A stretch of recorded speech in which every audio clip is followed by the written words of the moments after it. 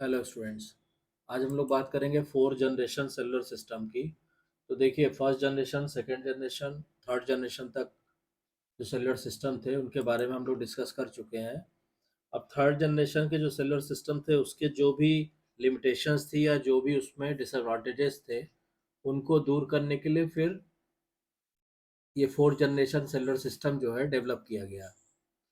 इसके जो कुछ बेसिक रिक्वायरमेंट थे, से first we write 4G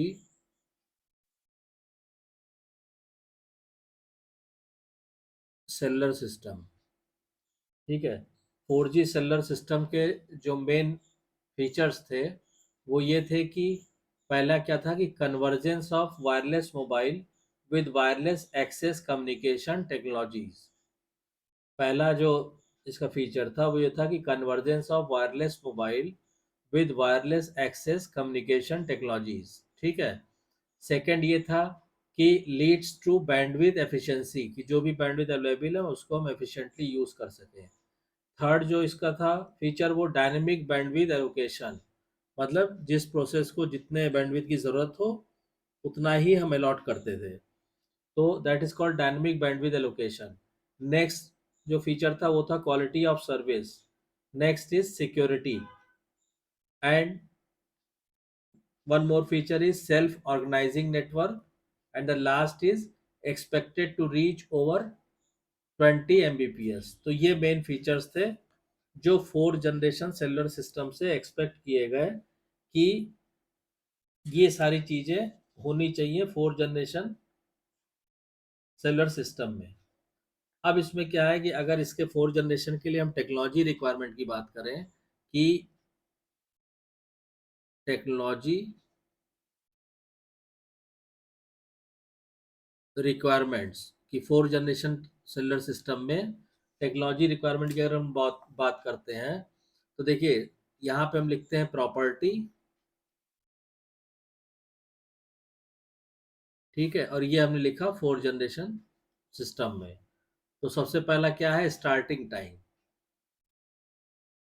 starting time starting time जो फोर्थ जनरेशन सेलुलर सिस्टम का था वो था करीब, आप मान लीजिए ईयर 2010 से 12 के बीच में 4G यूज किया जाने लगा।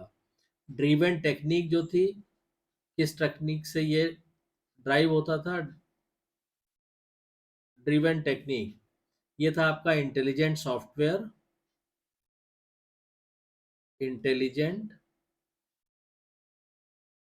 सॉफ्टवेयर और ऑटो कॉन्फ़िगरेशन, ये टेक्निक इसमें यूज की जाती है। उसके बाद रिप्रेजेंटेटिव स्टैंडर्ड की बात करें, रिप्रेजेंटेटिव स्टैंडर्ड, तो इसमें जो रिप्रेजेंटेटिव स्टैंडर्ड थे वो एक तो था आपका OFDM और दूसरा था UWB। ये इसके रिप्रेजेंटेटिव स्टैंडर्ड थे। रेडियो फ्रीक्वेंसी जो यूज की जाती थी 4G की जाती है 4G में, रेडियो फ्रीक्वेंसी वो तकरीबन 3 गीगाहर्ट्ज से और 5 गीगाहर्ट्ज तक की फ्रीक्वेंसी यूज की जाती है। बैंडविड्थ जो इसमें यूज होती है, बैंडविड्थ जो अवेलेबल है, अगर हम बिट्स पर सेकंड में बात करें तो बैंडविड्थ अवेलेबल है इसकी 10 mbps से लेकर और 20 mbps तक। ठीक है। ये बैंडविड्थ इसमें यूज की जाती है। Multi address technique 4G generation में कौन सी यूज होती है, मल्टी एड्रेस टेक्निक। 4G में मल्टी एड्रेस टेक्निक यूज होती है, FDMA, TDMA और CDMA, ये टेक्निक यूज की जाती है इसमें मल्टीपल एक्सेस के लिए। उसके बाद सेलुलर कवरेज कितना होता है इसमें, तो अगर हम बात करें सेलुलर कवरेज की, तो एक छोटा एरिया जो है जिसको मिनी एरिया कह सकते हैं वो कवर होता है इसमें। कोर नेटवर्क कौन से होते हैं, कोर नेटवर्क्स, तो इसमें जितने भी आपके आईपी नेटवर्क हैं, ऑल आईपी नेटवर्क, ये कोर नेटवर्क की तरह काम करते हैं। उसके बाद जो सर्विस टाइप है, सर्विस टाइप वो मल्टीमीडिया भी है, और multimedia machine to machine, machine to machine. तो ये सारी टेक्नोलॉजी रिक्वायरमेंट है फोर जनरेशन सेलुलर सिस्टम के लिए। ठीक है। अब इसमें क्या होता है कि fourth generation must introduce various quality of service levels in order to provide many kinds of best effort multimedia services corresponding to users demand। तो अब इसमें क्या होता है कि फोर जनरेशन में जो बेसिक सर्विसेज रिक्वायर्ड होती हैं, जो हम एक्सपेक्ट करते हैं फोर जनरेशन में, वो क्या होती है? पहला तो ये होता है कि हाई स्पीड ट्रांसमिशन। इसमें पहला क्या होता है? High speed transmission. ठीक है। अब हाई स्पीड ट्रांसमिशन का मतलब आप ये समझ लीजिए कि पीक की अगर हम बात करें तो 50 से लेकर और 100 Mbps तक। ठीक है। और अगर एवरेज की बात करें हम, तो एवरेज आता है करीब 200 MB/s। इतनी हाई स्पीड जो है फोर जनरेशन में मिलती है। कैपेसिटी जो होती है सिस्टम की, capacity that is larger capacity, और ये करीब करीब आप कह सकते हैं करीब 10 गुने 10 times greater than 3G system, greater than third generation system. Next जो पॉइंट है वो ये है कि नेक्स्ट जनरेशन इंटरनेट सपोर्ट। इसमें जो नेक्स्ट जनरेशन इंटरनेट सपोर्ट, इसमें IPv6 प्रोटोकॉल यूज करते हैं और क्वालिटी ऑफ सर्विस भी इसमें बेटर रहती है। नेक्स्ट है आपका सीमलेस सर्विस प्रोवाइड करता है ये, सीमलेस सर्विसेज।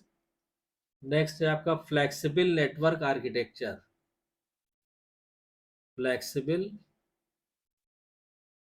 Network architecture. ठीक है। उसके बाद इसमें माइक्रोवेव बैंड फ्रीक्वेंसी यूज होती है, मतलब ये हो गया आपका use of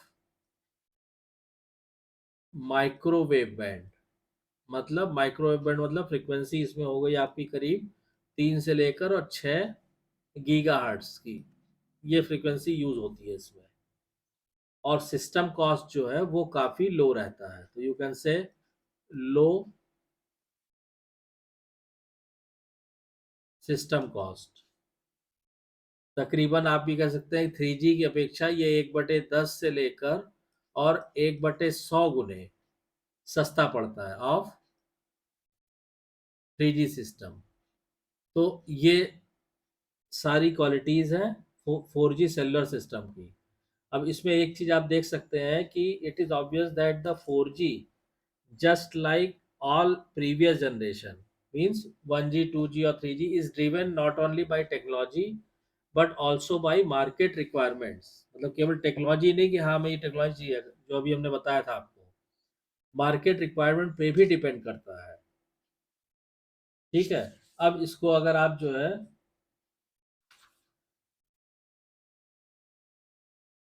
depending upon the market requirement and the technology the fourth generation system has been developed.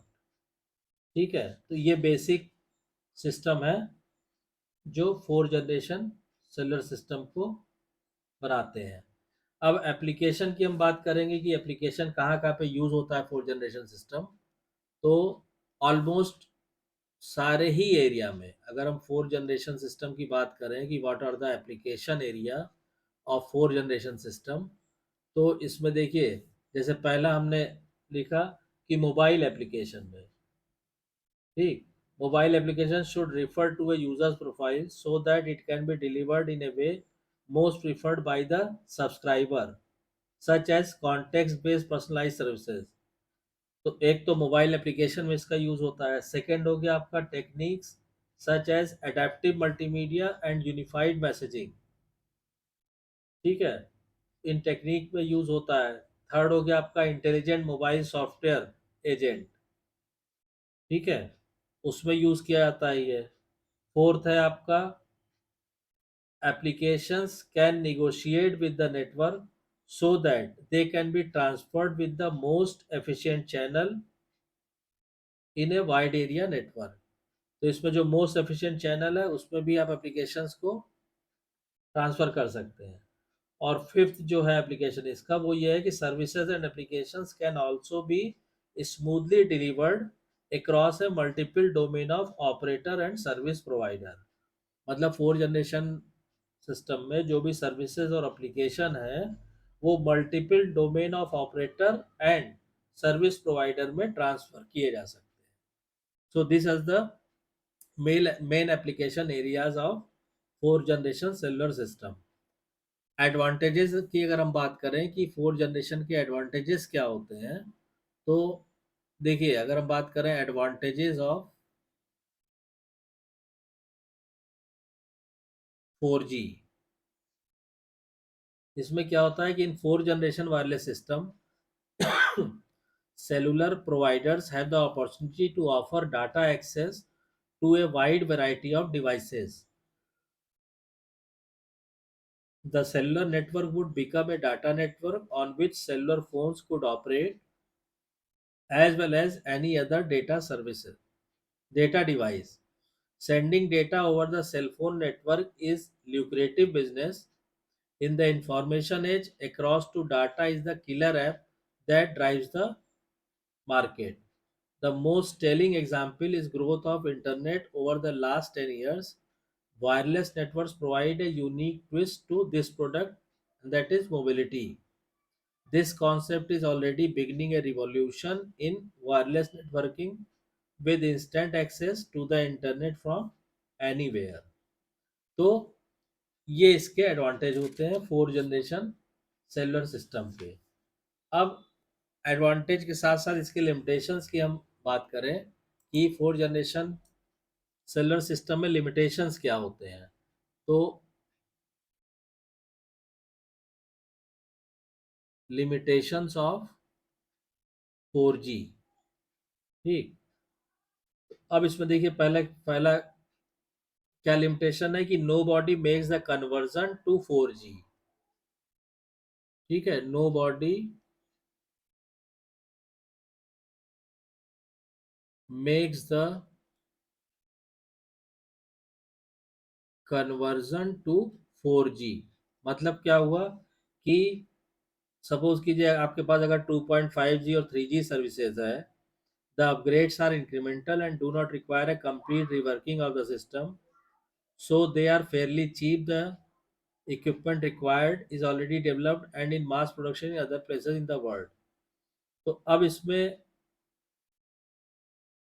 अगर मान लीजिए आपके पास 2.5G या 3G सर्विसेज आप यूज कर रहे हैं, तो उसमें तो अपग्रेडेशन आप इजीली कर सकते हैं, लेकिन 4G में कन्वर्जन पॉसिबल नहीं है।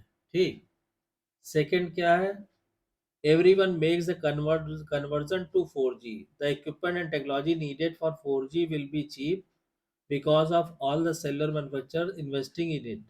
Cellular providers will market additional to its customer। अब इसमें पहला तो सीन ये है कि कोई नहीं कन्वर्ट कर पाए, दूसरा क्या है कि सारे लोग कन्वर्ट कर लें, everyone makes a conversion to 4G। और तीसरा सीन क्या है कि कुछ ही कर पाए, some of the players can convert into 4G। तो ये तीन चीजें हैं, मतलब कि why are cellular providers not moving to 4G instead of 3G। ठीक है, a market place like the cellular industry can be modelled as a game. तो जो मार्केट प्लेस है उसको आप तीन गेम इसमें हो सकते हैं। एक तो ये है कि कोई भी 4G में कन्वर्ट ना करे, दूसरा ये है कि सारे लोग कर लें, और तीसरा ये है कि कुछ लोग कर लें। ठीक है। अब इसमें क्या होता है कि if anyone chooses the 4G strategy but nobody else follow suit, that player will be at a significant disadvantage. No cellular provider has incentive to move to 4G unless all providers move to 4G. मतलब मान लीजिए किसी एक ने जो है अगर 4G पे स्विच कर लिया और बाकी लोगों ने 4G पे स्विच नहीं किया, तो फिर ये कोई फायदेमंद नहीं रहेगा। ठीक है ना? क्योंकि क्या होगा कि कोई भी सेलुलर प्रोवाइडर जो है कोई इंसेंटिव नहीं देगा 4G पे स्विच करने के लिए।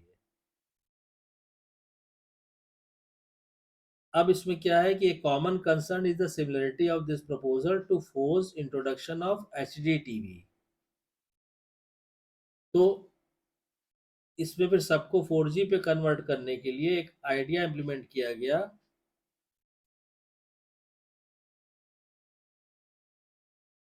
That is HD TV.